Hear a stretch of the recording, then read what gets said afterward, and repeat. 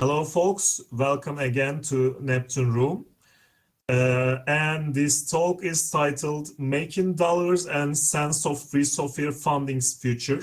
And it will be presented by William Salt Hale, a longtime free software activist and LibrePlanet participant.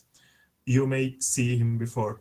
Salt studies technology and society at the University of Washington and is the community director at Snowdrift.coop.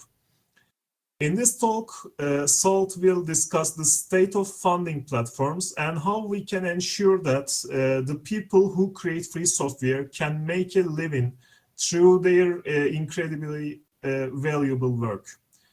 So, Salt, it's yours now. All right, thank you very much. Hello, LibrePlanet. I'm glad to be back. I was here for last year's first virtual edition, and I've been attending for quite a while in person. Hope everyone's staying safe. I look forward to the next in person. That said, let me get my slides up. I will say that I'd like this to be a conversation, not just me talking to you, and I hope I kind of made that clear. Let me slide share. I will be keeping track of IRC during this, so if you have questions, you can pop them in there. Make sure I'm in the right channel. Does everyone see me waving there? I might be in the wrong room.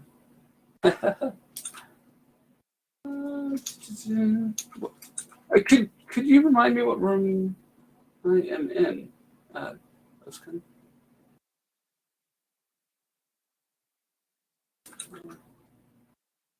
find it, and hopefully I will get answers shortly. All the windows. Neptune. You are now unmuted. Am I in Neptune? I was in Saturn. Room _ Neptune. You are now muted. All right. Hi, everyone. There we go. Cool. Excellent. So, okay, what am I talking about here? Well, excellent. Good to see everybody. So, making dollars and cents, free software funding's future. First of all, I'm Salt. I'm here because I believe in a big and little F, free society, people, planet, generally the future. So this is kind of the stuff I've been involved in, and you can find me at altsalt. Most places, altsalt.net generally has contact for different up-to-date information. Lately, I've been really spending my time on three large spaces. So academia has been on and off, and I've been in graduate school now for 4 years. And just a week or two ago, I actually defended my master's thesis, and it will be available soon.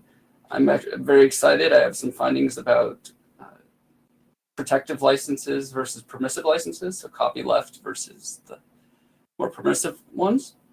And my focus has really been on tech policy, peer production communities, free software, Linux, Scratch, Wikipedia, all the stuff that we all care about. That's why we're here. Academia aside, and I am in a PhD program, but I'm not currently in I've come to a plateau, and I don't know if I will continue right now or later, but I also run events, and not only run, I also participate in, speak at, not just conferences, also conventions, Renaissance fairs, whatnot. But one of the big things I've been involved in for the last, gosh, I guess, well, we're coming up on 9 years, is the Hale GNU+Linux conference. and we are looking forward to holding it this November, and I'll have some more information about that later. Then the third thing that I've really spent my time with, and have for about 5 years now, I think, is Snowdrift.coop. And Snowdrift.coop is a crowd matching platform. We'll get into it a little bit later. This is definitely not talk just about Snowdrift.coop, but that's where a lot of the thoughts of this came about. So we've been in the OSI incubator program, and we're graduating. We're also really crossing our fingers for the high priority projects committee's decision, because we have applied. And yeah, so without further ado, I want to first have a few definitions. How do we get to this shared understanding? So I'm talking about more than just free software, right? The talk is about free software, but I'm really interested in the commons, public goods. Software is just a really good example of it. It's a knowledge common, it's an information good. It has some properties that make it easily fit into this space. But what is this space? So big thing that like underlies all of this, underpins, is the concept of public goods and the commons. And with public goods and the commons, we're talking about economic terms that were started to be outlined in the 1950s, further refined in kind of the 70s, and then in the early 90s, late 80s, early 90s, were paired with this whole internet thing, this idea of actual knowledge commons versus clean air and defense and that type of thing. But we kind of need that grounding of what is a public good to start. And so public goods have these two properties. They're non-excludable and they're non-rivalrous. So excludability means that I can put up a blocker. I can say, to get into the club, you have to go through the door. There's a fee. This type of thing. Now, with free software, these blockers are removed. There are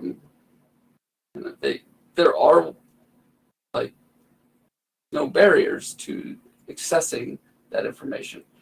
Sure, there are technical barriers, social barriers. There are things that might come up, but there's nothing implicit about software that says you need the key to unlock it. Not for free software, right?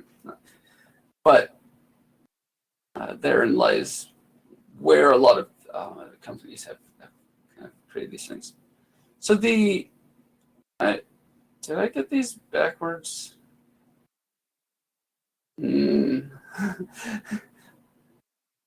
I think I got these backwards. Sorry, that's embarrassing. I must switch this on the fly. Common resources are non-rivalrous, but excludable. No, common pool resources. Public goods are excludable, but non-rivalrous. Yeah. Okay. Yep. No, I have it right. And of course, what happens when you try to change slides on the fly? There we go. Back to where was it? Okay. Rivalrousness. So rivalrousness is this idea that two people or more than two people can't be using the same object or the same good at the same time.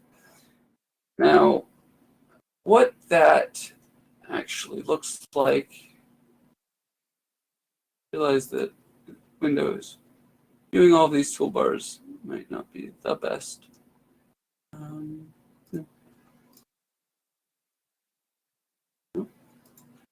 okay, I'm not going to fetch with it right now. So the idea of rivalrousness is often explained and like kind of best exemplified as like a hat. Like if I'm wearing a hat, you can't be wearing the same hat. Software, again, it's this idea of its bits, ones and zeros. Once created, they can be shared infinitely. It's knowledge. And so these things that are non-excludable and non-rivalrous are considered public goods. Common pool resources are these goods that do have some rivalrousness, right? Unfortunately, water is kind of becoming one of these. Fishing populations. These areas that they do require some sustainability, some maintenance to not become overfished, toxicified. The software project itself, the code, the knowledge common, that's a public good. That once created, fully shareable. But our ecosystem, our free software as a community, that actually kind of straddles this point. And it gets that, if we're not able to pay bills to keep the server lights on, if we're not able to stop talent from being signed away to CAAs and CLAs, it is gonna be a hard path forward. So how do we resolve this? How do we get there? Well, that's for a little bit later. But the other kind of term I wanted to give before we moved away from definitions is this thing that I've kind of been thinking about in the same way. It's straddling the common resources and the public goods line. This isn't fully formed, but I think this is the type of community that is worth sharing. And so I'm going to kind of pose this as a question and see if there are any thoughts.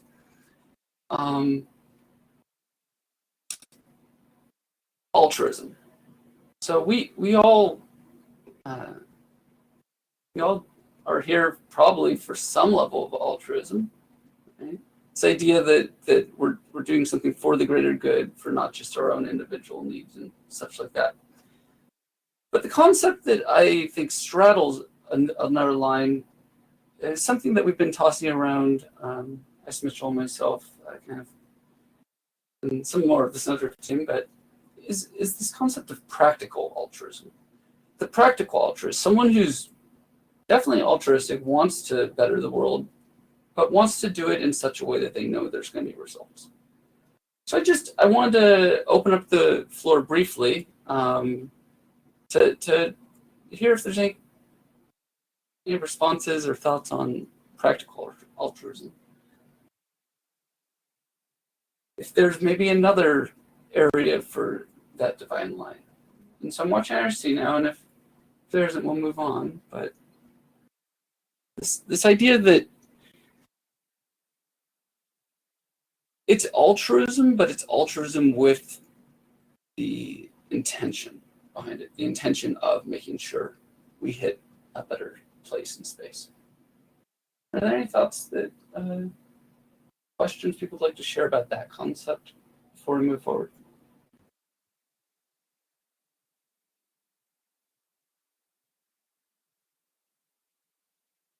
A moment to take a sip of my Tux tea, because at Siegel we drink tea for Teagle. All right. Well, I'm not seeing chatter right this moment, but we can keep moving forward and just keep that distinction on your mind as we go. So, history. How do we get to where we are now? this idea of free software started in the academy. We often find that students have more of that flexibility in time, or maybe want to scratch their own itches or whatnot, so that one, they're able to collaborate, right, in a free and open way, and then two, that we get kind of the downstream of that. So free software became a thing. RMS came up with this great idea of turning the copyright system kind of back on itself as a way to enforce the goods would remain public, that they would remain in the commons.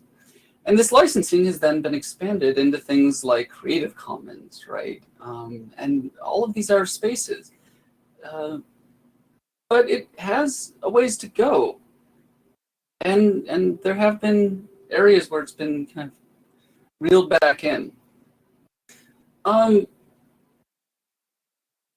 That said, public goods funding isn't that new.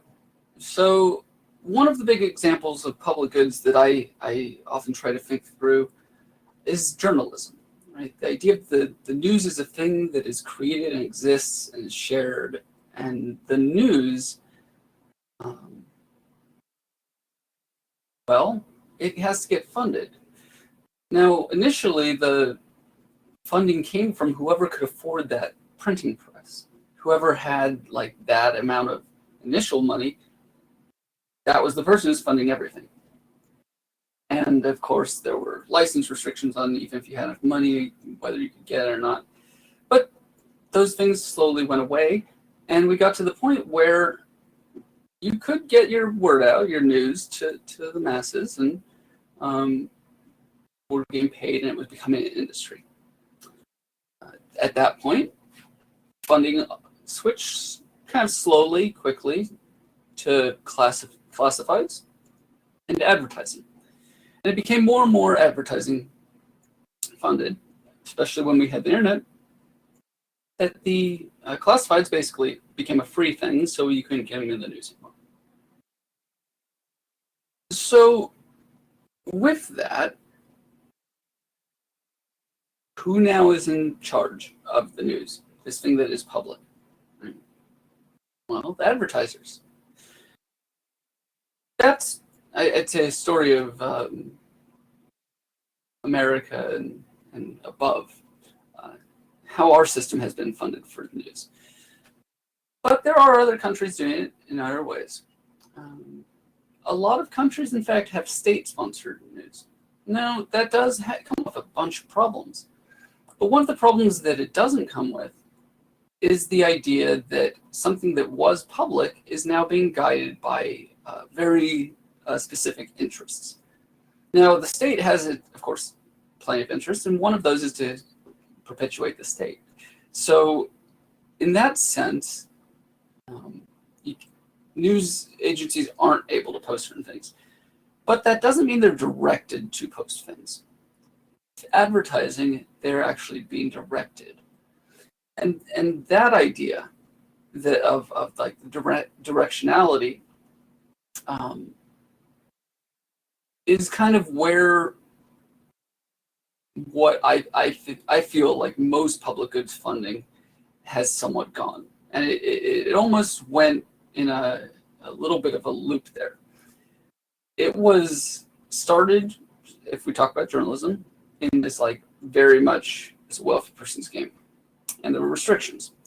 And then it became something that the kind of was open to the masses, became accessible. And then the reliance on funding turned it into this thing where it went back to really this wealthy whatnot directed things. And the wealthy whatnot directing things is often considered a patronage model, right? You have a patron. And the patron the work is being done for the patron. And in the case of public goods, really the patron should be the public to some extent. At least that's kind of what I'm thinking. All right. So, where are we now? Well, I guess I touched on that a little already. We're at this point where, you know, the advertising is driving things. Other wealthy funders, other wealthy interests are driving things. And the public doesn't have that much of a say, right? But in free software, that's a little different. In free software, you do have a say. You can make changes yourself. You could hire someone to make changes, right? That relationship with this one very kind of close example of a public good is something that's a little different than what we have in other areas and spaces. So, as I kind of introduced, we have this problem of the ecosystem. While free software itself may be a public good, the ecosystem is to some extent moving towards this common resource. This common resource that needs some sustenance, that needs something to become vital and to grow and sustain. And we've had these big issues that we're seeing. We're seeing large security vulnerabilities that come from not having enough time or money, having to work other jobs. We're seeing other products and projects that aren't really able to compete. And I mean, some are still fine. In fact, more than fine, right? Inkscape, Blender, we have some huge projects that are being used in professional spaces, but we sure have a lot that aren't. And some of those are lower level libraries, utilities, that type of things, operating systems. We have the firmware type level. I mean, we have all of these different levels that can be considered together, but what we don't really have is a way to compete towards everything becoming public, these things that don't, they're inherently should be public, instead are being, because of funding models, because of things like this, pushed aside and turned into club goods, being excluded. So, before I talk about funding, so this is actually maybe another good instance, good point to see if there's any more thoughts on this space. In the history, I wanted to talk about some of the dreams, right? So some of the dreams, some of what we expected or hoped free software would get to, and maybe it has, or maybe it is, or maybe it will. But some of those are this concept of the cooking pot model, and it's that the stone soup or something. Everyone shows up and they put in a little bit of effort. And that little bit of effort can be code, or it can be bug testing, or it can just be saying hello and adding energy. And everyone's putting in, and then everyone gets to take out. But what's different, what's really amazingly cool about free software and things that are public goods, true public goods, is that taking out doesn't actually diminish the soup. So everyone keeps putting in. It keeps growing. It keeps getting richer, better. That's the dream. But we need to actually be somehow sustaining it and somehow continuing to give. And otherwise, people just throw money at problems. So today, where are we now? What are some issues that you've seen? Some maybe not directly funding related, but some issues where what's stopping, I guess, free software, what's stopping public goods from from continuing this growth? I'm posing that one of these things is that people aren't getting enough funding. They're not getting enough to continue giving into it. So while it's not diminishing, it's not growing at the rate at which it can compete. Let's see. Yeah, if there's any questions, ask them directly to the channel. I do have it open. Got all the monitors. You know. Let's see. Reading some backlog. Definitely happy to talk more about that terminology. So I'll just read some backlog here. This idea of wouldn't altruism have to be effective? I guess the concept there is that if you're giving, you're just like pure altruism, the outcome doesn't really matter. It's not what you're thinking about. You're just giving because the act of giving is the goal, like motivation, is the thing. And whether or not there is impact isn't going to affect whether you're going to give. Let's see. A little bit advertising. Okay, mass surveillance. Data collection silo. This idea of keeping your data in silos. That I think is a really good point here. This idea that why do we have this? A lot of the troubles we talk about surrounding data and who owns it, and walled gardens and social media locking, all these things. A lot of that's because of advertising, right? We've become an economy that eyes are the things that value a company, and companies are the things that are driving this innovation, this progress. And so addressing that, owning your own data, getting people out of the silos, not only helps address surveillance and things like that, it does help address some of these funding things. So that's absolutely a really good point.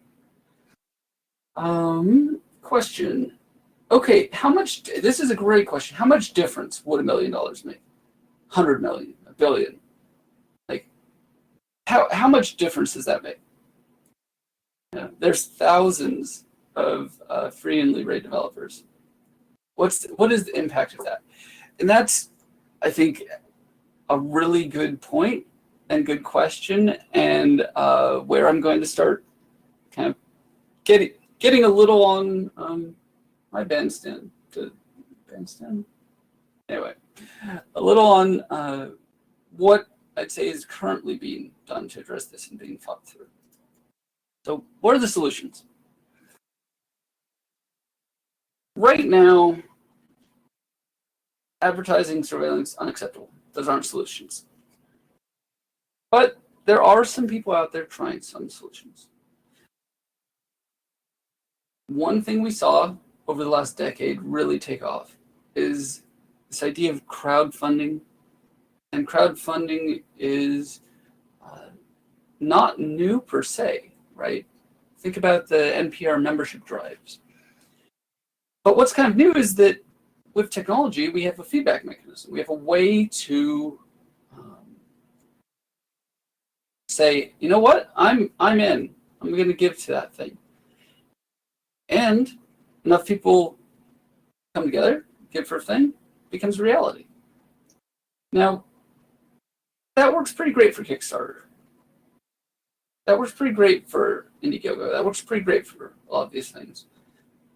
But most of them are one-off, right? Your whole point is to get something to happen. And this has a lot of the issues that we've seen with like bug bounties. Right? Yeah, I can give in to say I want to get that bug fixed, but it doesn't address the concern I have regarding a sustainable, the common resource, the common pool resource, and how we address that. It just more addresses the getting the thing created. So who's addressed the sustainable stuff? Well, there's been a few tries, and the big one that people have kind of heard of and has made a pretty good splash in a lot of ways is Patreon. So Patreon, Patreon, I know free software developers who are funded from Patreon, and that's awesome. But Patreon, while they do have the subscription, while they do have that sort of sustainable model that we're looking towards, they are inherently about exclusion to some extent. So while everyone could have the content, right? About a video creator, streamer, or something like that, everyone could watch it for free software. Everyone should be able to have the thing immediately. The podcast, why withhold it from being released immediately because you want your couple funders to get it days early? That is what Patreon builds. It builds this hierarchical leveling system where some people are paying for more access than others, and that is inherently against the idea of excludability. Right? You are excluding people. Sure, it works. It absolutely works. But I don't know if it's right. I don't know if I'd say it's ethical or aligned with a lot of what we talk about regarding free software public goods. Let's see. Checking for more questions. Fund allocation. Fund allocation is, to that question, how, if I drop $1 billion, what happens? How do we allocate those funds? So the idea of fund allocation and the idea of sustainability is the idea that Snowdrift tries to address. And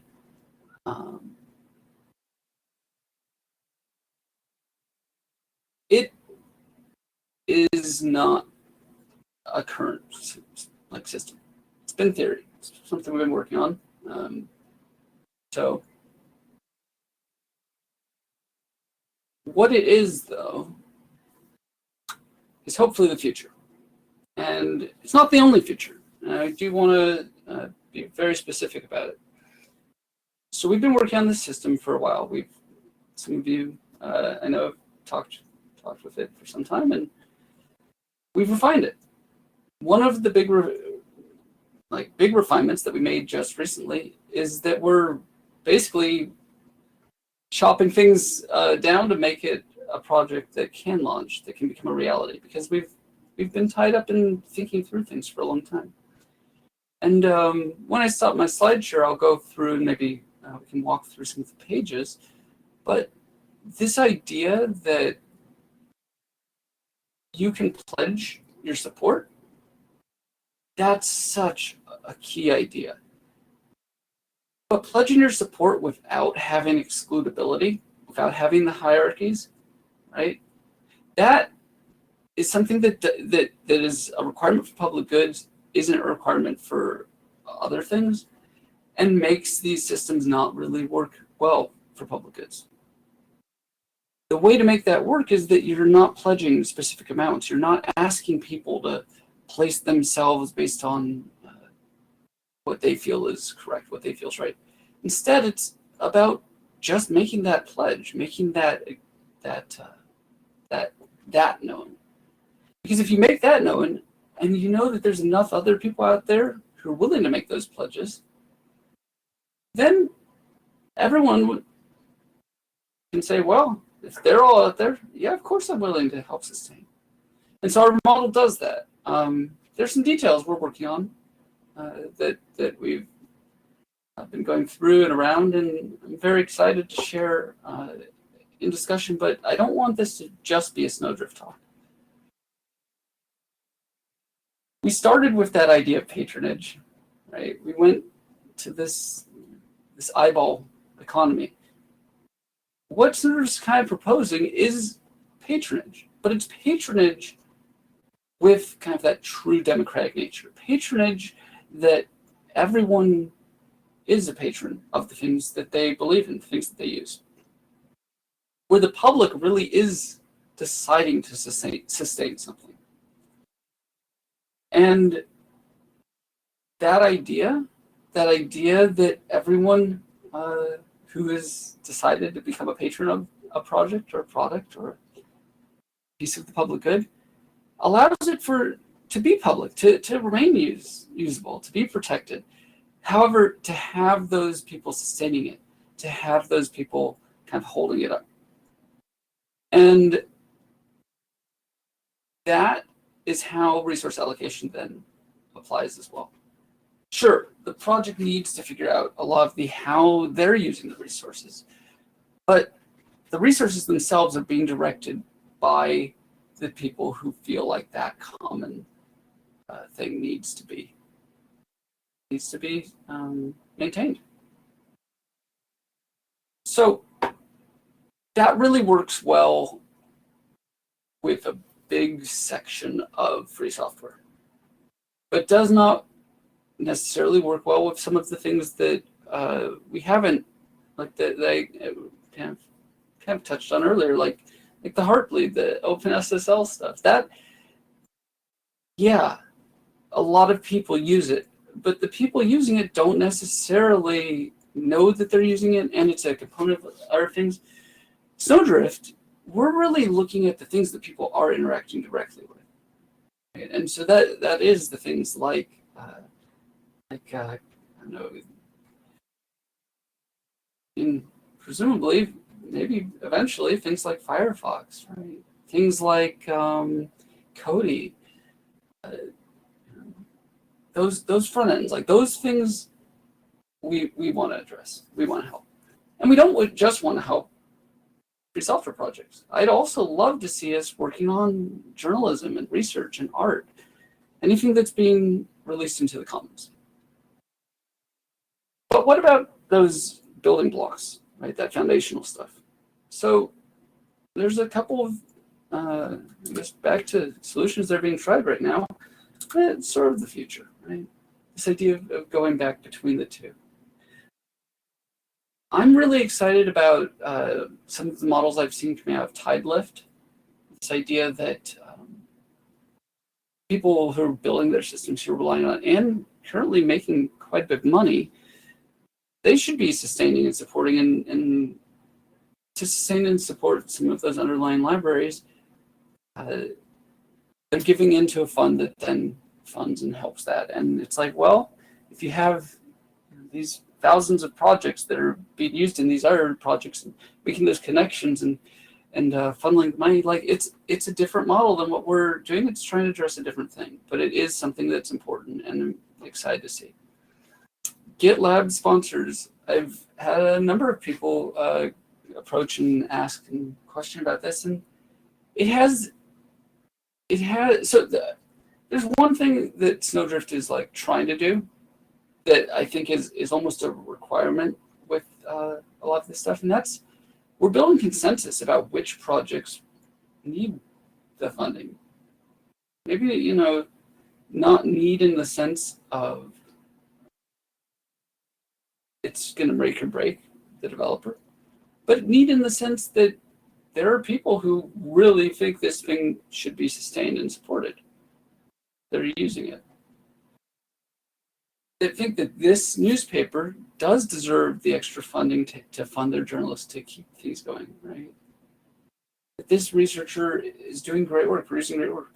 That relationship, that patronage model, that's what Snowdrift's been trying to work towards. GitHub, as much as it's, I applaud their efforts, and I'm sure that individual developers are starting to make some money and have some sustainability. They are a very big pool and a very noisy crowd, and they still have a lot of these things where they're not really addressing what public goods funding needs. They're addressing what just a way to fund. And a way to fund isn't, I think, as interesting as a way to fund and sustain public goods, right? A way to fund and sustain the commons. So that's where that goes. So I see a question in IRC, and if it gets back to a little bit of what I was speaking to in regards of like eyeball comedy and things like that. So this is the question from Dark Physics. According to Bruce Schneier's book, Click Here to Kill Everyone, there's this necessity for government involvement of the standards, right? To keep a free, safe global internet, and that's the tax dollars being used for a global public good. So, I guess, and the question is, what strategies could kind of expand this, right? What strategies could get this idea beyond security? Because sure, the tax dollars and whatnot, security theater is a thing that does get government funding.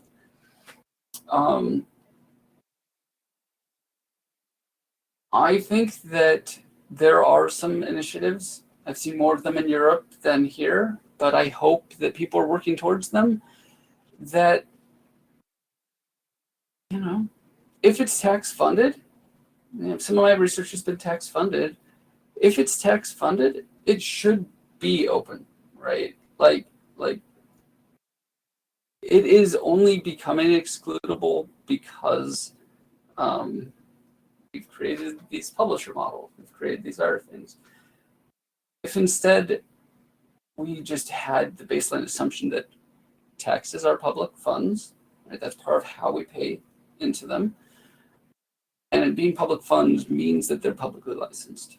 That is the base understanding.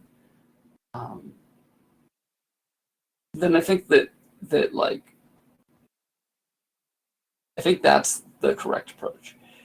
And I hope that we're looking towards a administration world, whatnot, where that's the type of thing that will be discussed more readily and will be hopefully on the table. Because having profit-driven governments, I don't think is the sustainable approach.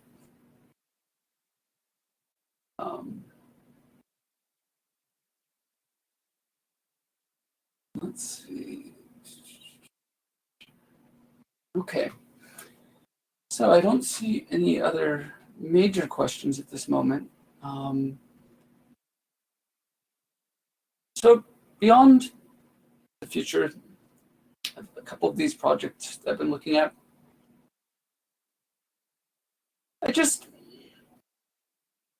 I want to say that in a broader kind of space, kind of where I started thinking about free software and where a lot of these things have come in,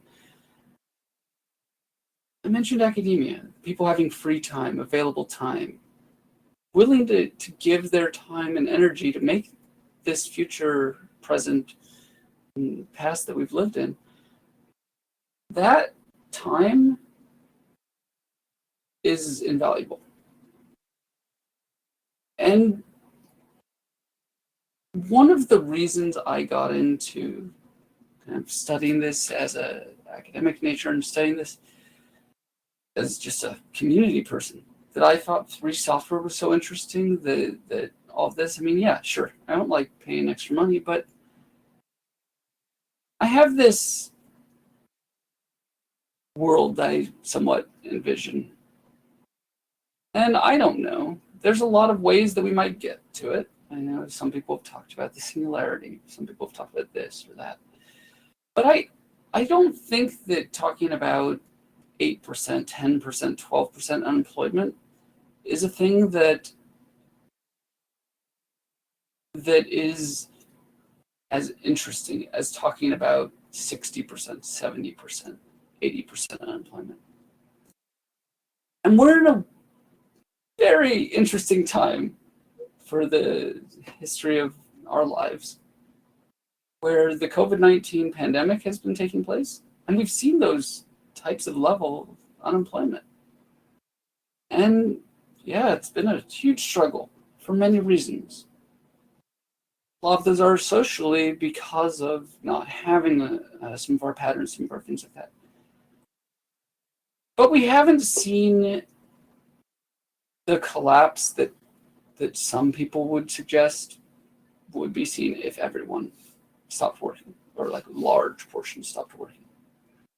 So I'm very interested in what it looks like when we're not forcing people to work, and whether that means people do support and create these public goods. They're giving freely. And that area, that thought, is what has motivated, I think, a lot of my time in the free software movement, the free software communities. And so I don't know if it's going to be, the term is eluding me right now. Whether people are just going to be getting paychecks for their basic needs, universal basic income, okay, or what model.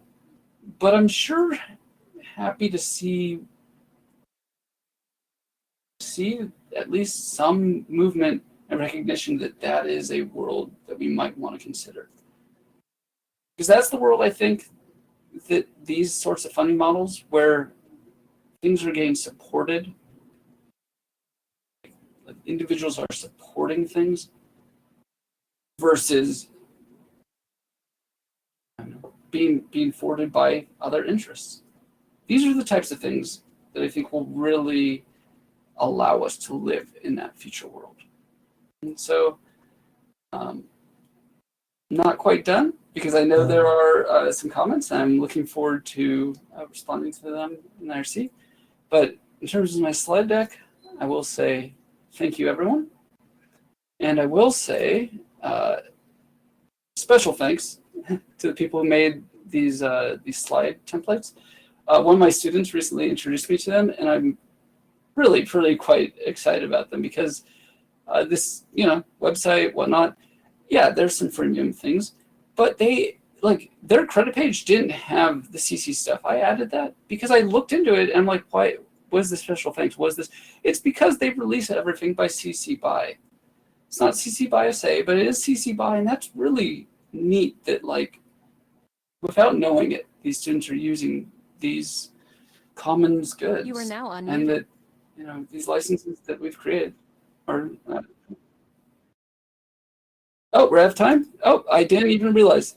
So last announcement, I guess I didn't see. Oh, you were talking in a chat window that I did not have open. That is my bad. I'm sorry. Thank you, everyone, for coming. Siegel dates will be announced more widely soon, November 5th and 6th. And any questions?